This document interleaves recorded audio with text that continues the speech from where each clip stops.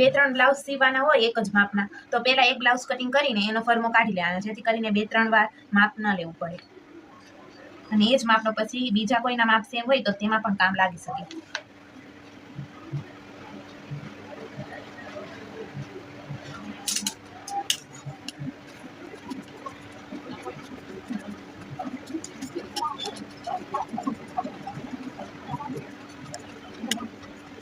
આ રીતે આપણી કટોરીનું પણ કટિંગ થઈ ગયું છે. હવે આપણે અહીંયા કરવાનું છે સ્લીવ્સનું કટિંગ. અને આ બધું જે કાપડ વધે તે આપણે ગાજ પટ્ટી, બટન પટ્ટી, ગળા પટ્ટી કે કમર પટ્ટીમાં ઉપયોગ થઈ જાય, એટલે એક પણ કટકો નહીં વધે. હવે સ્લીવ્સનું કટિંગ કરવા માટે આ રીતે આપણે 4 ફોલ્ડ કરી દેવાના. ઓલરેડી 2 હતા અને ફરી એકવાર ફોલ્ડ કરી દે એટલે 4 થઈ જાય.